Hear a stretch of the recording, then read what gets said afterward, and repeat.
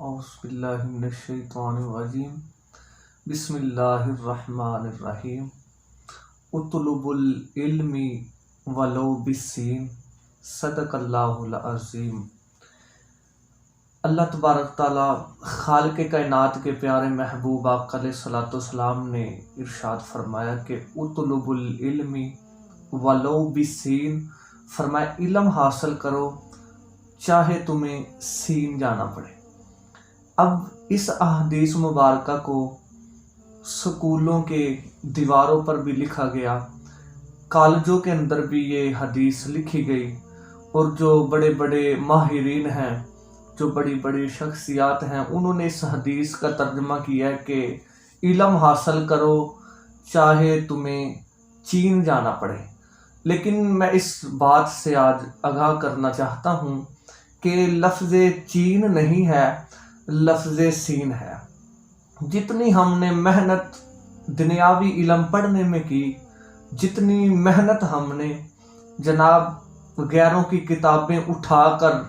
ان کو پڑھنے کے لیے کی، کاش کہ اتنی محنت ہم نے اسلام کو سمجھنے کے لیے بھی کی ہوتی،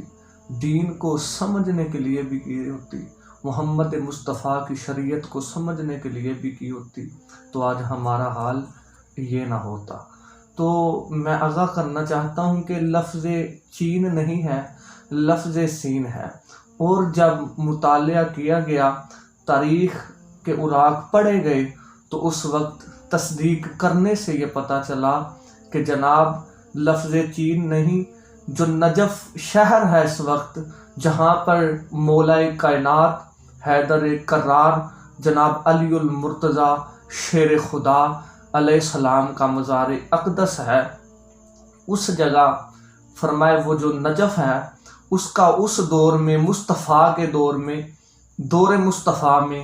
اس جگہ کا نام سین تھا، اس نجف کا نام سین تھا۔ اس لیے میرے آقا علیہ الصلوۃ والسلام نے چین کا ذکر نہیں کیا، کیونکہ مصطفیٰ کی احادیث ہے، حضور نے فرمایا انا مدینۃ العلم وعلی بابھا، فرمایا میں علم کا شہر ہوں اور علی اس کا دروازہ ہے۔ تو اس لیے مصطفیٰ نے آگاہ کیا کہ یاد رکھنا بالسین، چاہے تمہیں سین جانا پڑے، اس کا مطلب یہ ہے کہ علم حاصل کرو چاہے تمہیں علی کے قدموں میں جا کر علم حاصل کرنا پڑے، علم حاصل کرو چاہے تمہیں حضرت علی کی حالات زندگی پڑھ کر علم حاصل کرنا پڑے، علم حاصل کرو چاہے تمہیں حضرت علی المرتضیٰ کی تعلیمات پہ عمل کر کے علم حاصل کرنا پڑے۔ تو اس لیے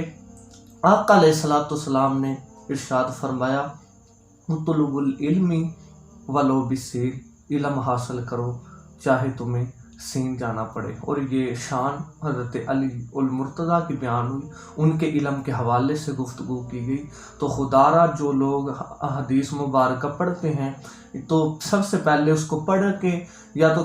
کسی اچھے عالم دین سے اس کا مفہوم ترجمہ سمجھ لیا کریں، تاکہ ہمیں کل یہ پیش کرنے میں، آگے لوگوں تک پہنچانے میں ہم سے غلطی نہ ہو، آسانی سے ہم جو مصطفیٰ کا پیغام ہے، جو مصطفیٰ کی شریعت ہے، اس کو صحیح طریقے سے ہم آگے اس کو پہنچا سکیں، لوگوں کو علم دے سکیں۔ یہ حدیث مبارکہ حضرت علی المرتضیٰ کی شان کے اندر آقا علیہ الصلوۃ والسلام نے کہی، منظر فضائے دہر میں سارا علی کا ہے، جس سمت بھی دیکھتا ہوں نظارہ علی کا ہے، کل کا جمال جزو کے چہرے سے ہے عیاں،